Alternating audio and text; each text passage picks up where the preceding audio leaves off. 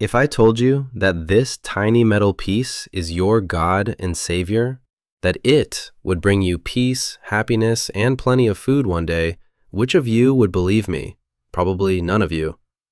But what if I told you there's a community that organizes rituals for this plane, hoping it will bring abundance and prosperity, and actually worships it?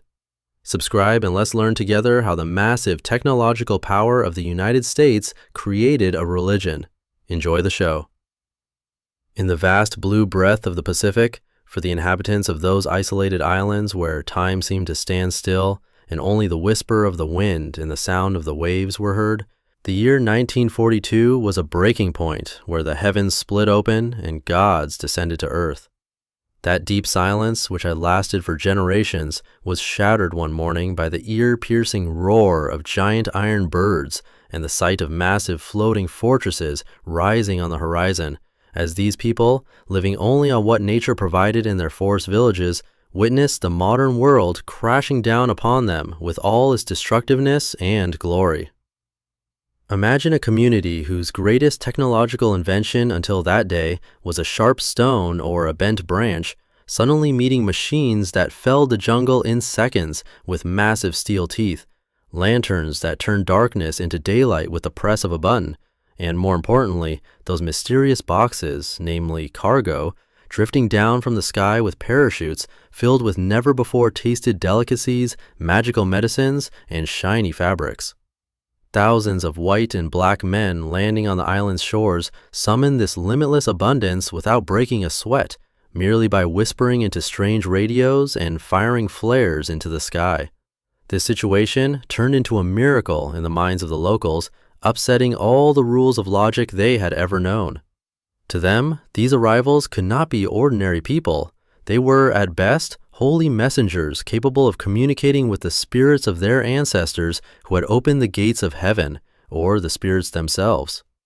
Those disciplined uniforms worn by the soldiers, the daily flag ceremonies, and those mechanical movements that seemed to serve no purpose but actually managed massive logistic operations, evolved in the eyes of the tribe into religious rituals summoning plenty.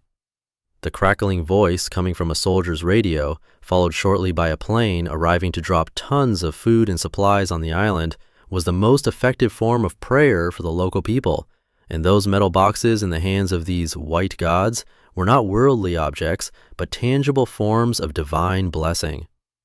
Under that scorching Pacific sun, amid the glare of rifles and the sharp smell of jet fuel, age-old traditions gave way to admiration for this new and unexplainable power, while the islanders unknowingly laid the foundations of one of the strangest and most tragic belief systems in human history.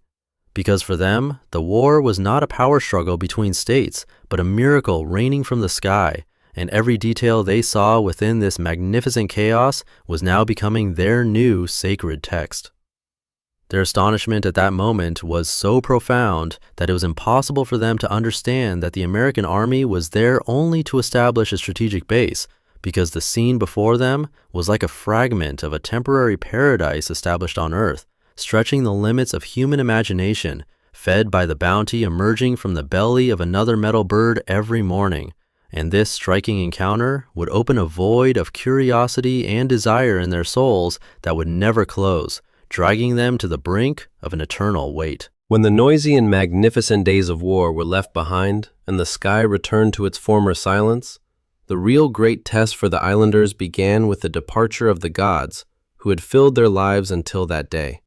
For in this remote corner of the Pacific, the forests that once echoed with the roar of airplane engines were now left only to the whisper of the wind, and a deep void of deprivation took the place of the abundant cargo that used to drift down from heaven. The local people, staring after these metal birds whose leaving was as sudden and inexplicable as their arrival, felt the gates of paradise closing in their faces, and to cope with that deep sense of loss awakening within them, they began to transform the miracles they had witnessed into systematic acts of worship. The line of logic was quite simple. If those white and black men could summon cargo from the sky by performing strange rituals, then we could bring the cargo back by imitating exactly what they did. This thought laid the foundation for the bamboo airports and wooden airplane models rising on every hill of the island. Imagine hands trying to capture the spirit of those massive steel fuselages, building full-scale airplane replicas in the depths of the jungle, using only branches, leaves, and vines, working day and night, as if these models would one day come alive and pour out those legendary canned goods and fabrics if only they were similar enough. On these symbolic runways, built at the highest points of the island, radio operators, wearing headphones made from coconut shells, sent signals to imaginary towers with bamboo sticks, while young men with USA written on their chests with charcoal held military parades every morning with perfect discipline, carrying sticks on their shoulders instead of rifles. This was not just a game or imitation, but one of the world's most heartbreaking and sincere religious quests, rooted in the desire to survive and an endless longing. Because for them, these rituals were not doors opening to the logistics networks of the modern world, but to the spirits of their ancestors and the invisible laws of the universe. Those routine movements once performed by soldiers had now turned into the sacred dances of the tribe, and the stories told around fires at night evolved into a complex mythology built upon why the cargo left and how it could be returned. They were not just looking at clouds when they gazed at the sky, but waiting for that metal savior that would surely appear on the horizon one day. Therefore, they lit those fake runways with torches every night and burned massive fires on the highest peaks so the planes would not lose their way. These preparations, made with a faith that did not diminish with each passing day, actually represented man's helplessness and effort to find meaning in the face of the unknown. Every movement the soldiers made as a mere order was engraved in the memory of the locals like a magical seal summoning a divine blessing. In a world where real planes had long ago rusted away or were buried in the depths of the sea, this bamboo civilization was a tragicomic yet respectful monument where the local people converted modern man's trust in technology into faith. Every dark shape of a ship seen on the horizon, or every distant sound of a plane, created a great wave of excitement within the tribe. The intensity of the rituals increased, and prayers were shouted louder to the sky. Because to them, the problem was not in the system, but in a deficiency within their own worship. While this endless waiting completely changed the social structure of the islanders, causing prophets who managed the rituals best to replace the chiefs, the failure of the cargo to arrive did not weaken their belief, but rather reinforced the sanctity of that great reward that would surely come one day. These imitation ceremonies, echoing in the darkest and most hopeful corners of the human soul, whispered one thing very clearly. Man tries to tame a power he sees, but cannot understand, only by worshiping and imitating it. That is why those bamboo plains, rising on the misty hills of Vanuatu, would go down in history not just as models, but as the most tangible proof of humanity's endless and touching longing for the unknown. On those Pacific shores where time flows by, but hope never grows old, this unwavering wait that persists today is the most poignant proof of how the rigid walls of what modern man calls logic are shattered in the face of pure faith. For despite the many decades that have passed, the changing world, and the bewildered looks of tourists setting foot on the island,